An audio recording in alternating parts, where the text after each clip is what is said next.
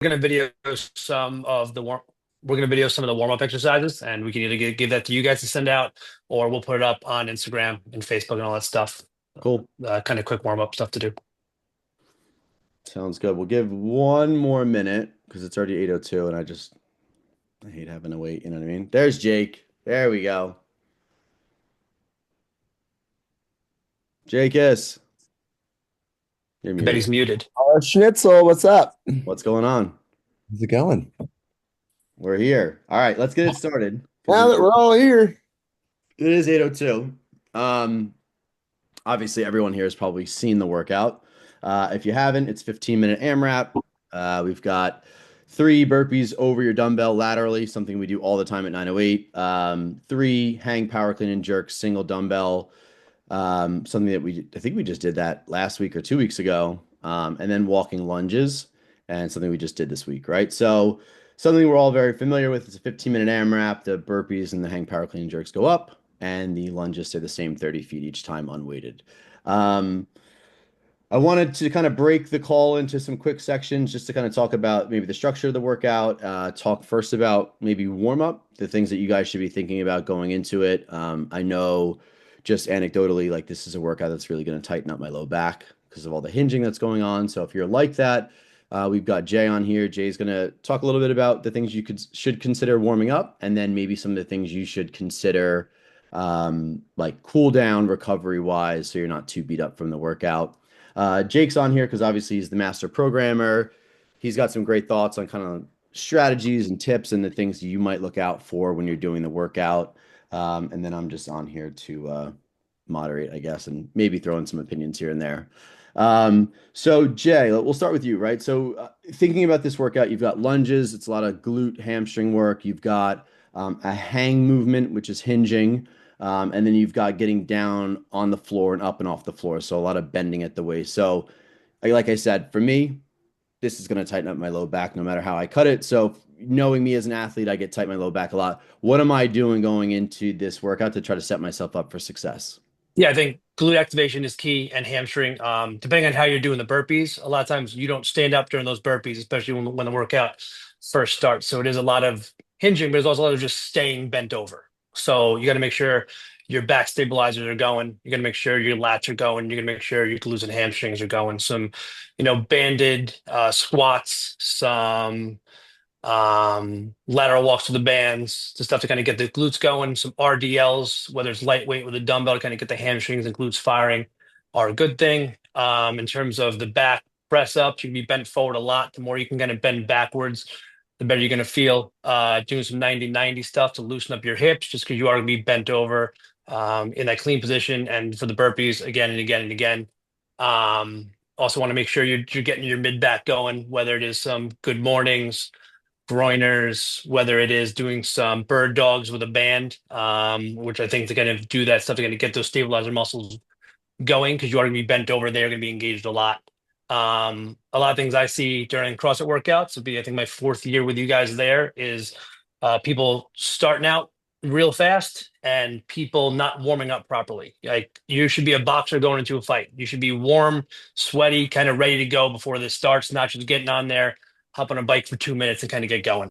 I think it's going to be a workout. It's going to be a long workout, but you want to go in there kind of ready to go. You got to think about during CrossFit class, you have a warm up and then you have a strength portion and then you go to like the end cardio weightlifting portion. And a lot of people for the open don't do that. They just get in, ride a bike, give a 5 minute warm up, 10 minute warm up, kind of get going. You need to be kind of sweaty, a little bit tired kind of before this starts. That'll kind of get your heart in the right position for this workout. With the burpees and the cleans, it's going to be very chest and shoulder heavy.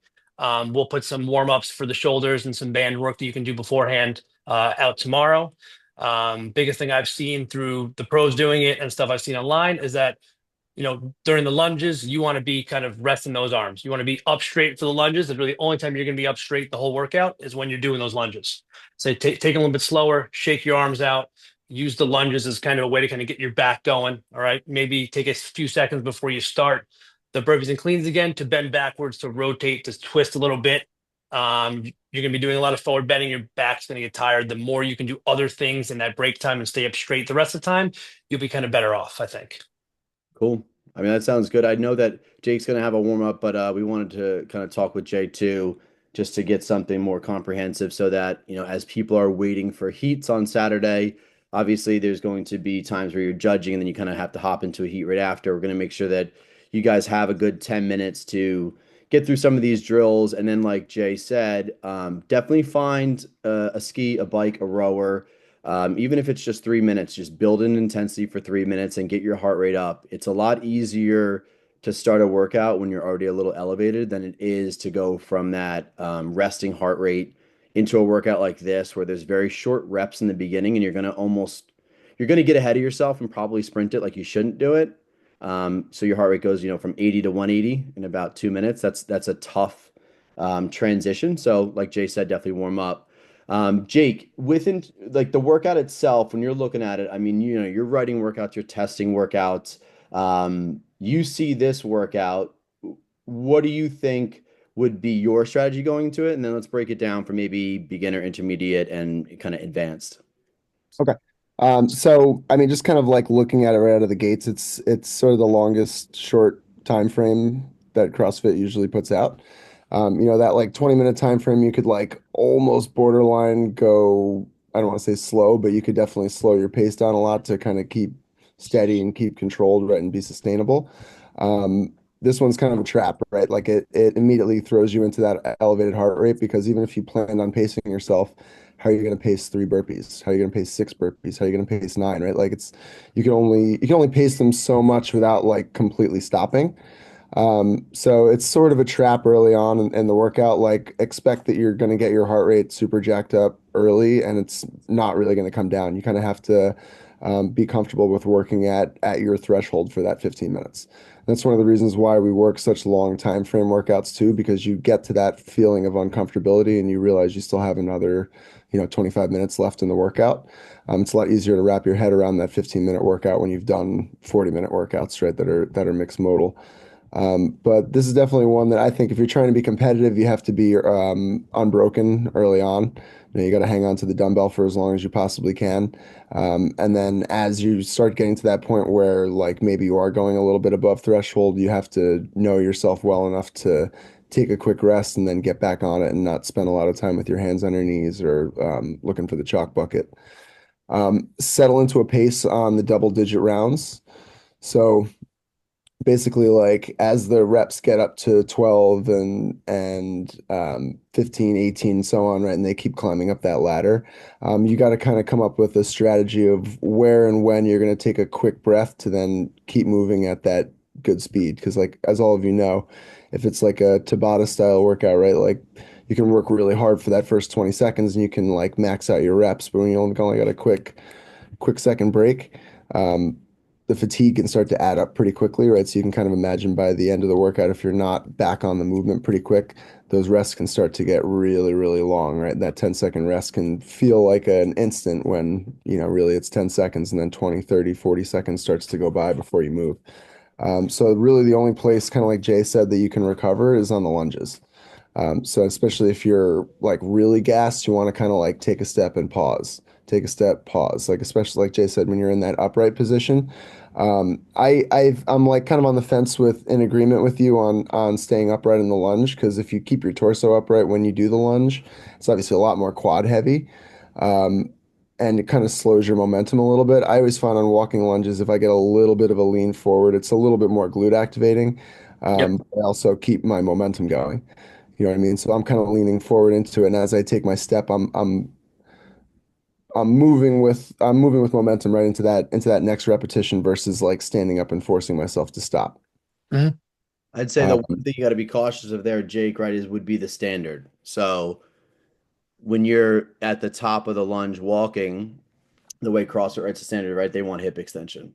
right. So if you're just leaning forward, it's like when people get tired on box jumps, right? They jump up, their knees lock out, but their torso's like this, right? Hmm. That technically in this workout would be a no rep, correct? Hmm. I meant more on the actual lunge, like as you're stepping into the lunge, keep your Right. shoulders kind of But leaning then you into still have, then you're still again, right? the Another parachute. hinge, Yeah, right? Another we bend got to forward. open. Right. Yeah, and, Jake, and again, you're a lot doing of this, it you're depends doing on. this workout. How are you approaching it, Jake? Where are you Where can you attack it? Where are you nervous? Or are you just going straight through the whole time, same pace? I live my life a quarter mile at a time. I mean, I love burpees, but I'm a big fan of burpees. So I think, I'm going to stay low. I'm going to move quick on the burpees because that's the movement that has the most potential to eat up time. Right.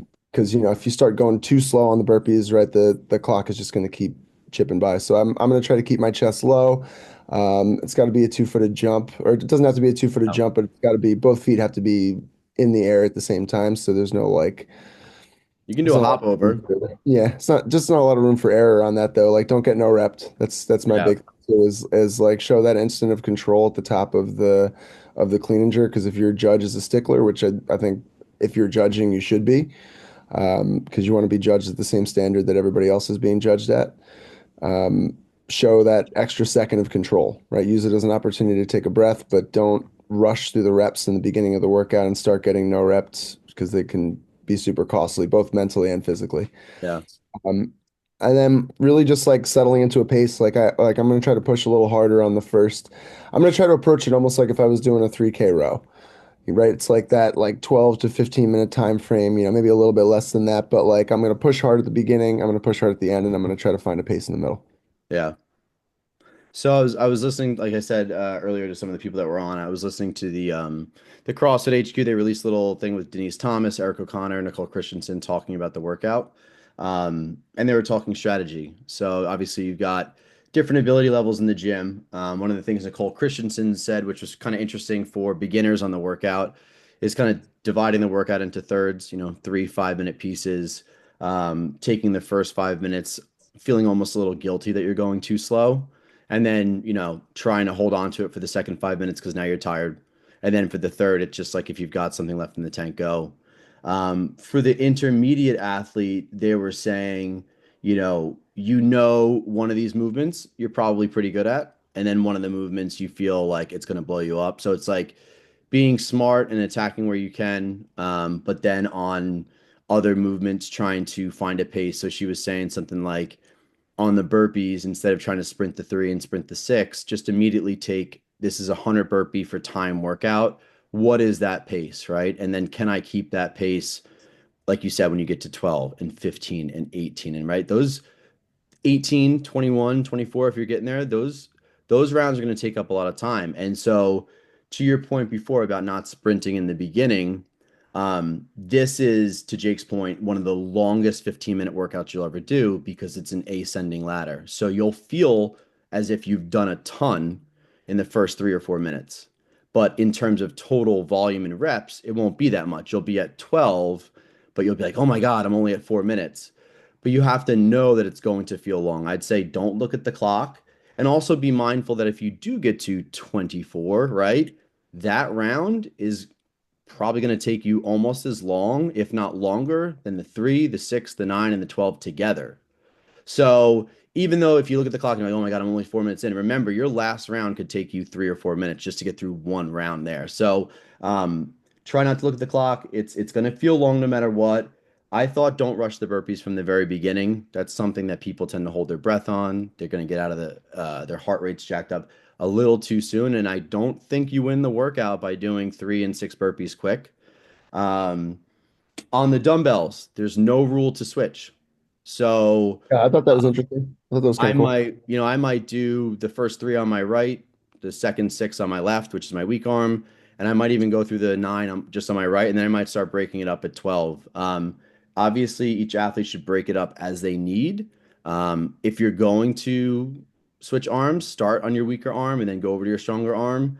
I would not do a transition every rep, right? I would try to do every 3 to 5 reps. I think you can move a little bit quicker there. And if you feel like by the time you're going to be at 12 or 15, you're going to have to put the dumbbell down, that for me is the deciding factor in whether to do this workout scaled or RX. Because we all do lunges and we all do burpees. But if that dumbbell is going to be too heavy for you and you feel like positionally you're going to be not in a good spot by the time you get to 12 or 15 and you're risking some stuff, I would say just go lighter on the workout. And then I was just going to say what you guys said too in the lunges. Just The lunges, count them out. Try it before you do the workout. If it's 5 steps, it's 5 steps. If it's six, it's six. But keep that count in your head and try to match it every time so you're just being efficient as you do it. Um, and that It's was kind of kind of anywhere between 8 and 12 steps, pretty much, total. depending on how tall you are. Yeah. Yeah, so I said 5 to 6 would be one direction, right? Um, and then obviously for the advanced athlete, I see Josh Brown on this phone. He loves this workout. It's like for Josh, this is like, I hate to use the reference because it's obviously a little bit longer, but it's almost as if you're going for like you're running like a 5K time trial, right? You're starting out with a pace that you know is going to be uncomfortable pretty quickly, but you're confident you can hold it. Again, it's not a sprint pace, but it's probably not, like Jake said, it's not the 20-minute AMRAP pace that you do in normal class. It's a little hot out of the gates, and I think you have to if you're, looking to place on the workout. You can't be like, oh, I'll casually do 3, 6, and 9, and then I'll pick it up on 12 and 15. We're No all time to, dead ass tired by 15 and 18. yeah. The reality of you picking it up is very slim. So, and that's I think why people who have done the open so many times get very nervous about this is that you're like, oh, you see this workout, it's just another workout. You've done it a ton of times, but you're like, how much am I willing to make this one hurt? Because Another thing, so you're if you're yeah, planning on going out hot for 3 and 6, I make sure that your heart rate is kind of primed and ready to go. Like you're warming up on the bike till the last 30 seconds, like you're already ready to go. So make yeah, sure if you're going to go out hot for the first 2 rounds and then settle for a pace, make sure you're not going cold to then hot yeah, to then try to for settle. Make sure. sure you go in, especially if that's your plan, to go in heart rate pumping, ready to Yeah, go. 3, 2, 1, it's already going. yeah. And It'll stop remember some of the that crash. remember that smooth is fast, right? Fast is out of control. So the dumbbell hang power clean and jerk, it's sort of self-limiter, right? You can only do those so fast. So if you're trying to rush that, you're most likely either going to get a no rep or you're just going to get yourself like out of control and out of breath. You're just going to be holding your breath. And so find a rhythm on that movement. Someone doing it fast and someone doing it slower, not that dramatically different. Jake said before, the burpees are where you're going to be, on 18. Someone's going to do 18 burpees in 35 seconds and someone's going to do it in 3 minutes. Yeah, I mean, kind of to your point before of like breaking the workout into thirds. I like that idea. I like the idea too of like think about any of the times we've done workouts like this in class. The first 5, 6 minutes feels like it really like creepingly like slowly goes by, but then the last 3, 4 minutes of the workout are like that. Yeah. Like all of a sudden you're like you said, you're on that round of 24 and you're like, oh, I've still got so much time left, and all of a sudden you're 3, 2, and you're like, wait, you're like wait, I wasn't ready, you know. So you kind of have to shut that, especially if you want to be competitive on it, you kind of have to shut that voice off in your head and just sort of push and see what happens. You This know, is undoubtedly a workout, Jake. Correct me if I'm wrong, where half the people will say, I could have done better, yep. right? Oh, I mean, I think 100% of the people are going to say they could, unless you're laying on the floor at the end and just like a pool of your own sweat and you just like can't move. Like there's always going to be room for improvement on Yeah. this workout. You could do this workout 5 times, 5 days in a row and get a better score every time. Right. Well, I Don't, want to open it up to don't anyone that's on the call. Do you guys have questions? I wanted to say one thing about the heat sheets. That's going to get sent out tomorrow. Mike asked that earlier at noon. We'll send out this little YouTube video from today's Zoom. We'll also send out suggested warm-ups. We'll send out like the workout itself, the scorecard. But I wanted to open it up to you guys to see if you had any specific questions regarding Saturday or the workout itself. I don't see anyone going unmute, but no. All right, cool. Well, I appreciate you guys coming on. Thank you, Jake, for your strategy tips. Thank you, Jay. Just so you guys know, Jay and his team will be at both locations. Correct me if I'm wrong, right, Jay? Yep. The open workout. So if you We'll guys be there. Both gyms probably about 7:45, and we'll have 2 tables at each gym. Yeah, so extra help getting warmed up, you need to get loosened up, or if you tweak something in the workout, make sure you see those guys. I know I need a little bit of work going on. And that's it. It's going to be just another workout, right? Jake programmed a harder workout this past Tuesday with the dumbbell walking lunges and bar muscle ups and burpees. But I think it's gonna be a fun day. We've got almost about 100 people signed up between both gyms, and I'm looking forward to it. Yeah, same. I think it's gonna be fun. I Cool. think good times. Well, thanks, guys. I really appreciate it. Hope everyone has a good night, and I'll see you all Saturday morning. Thank you. Thanks, Tim. Bye.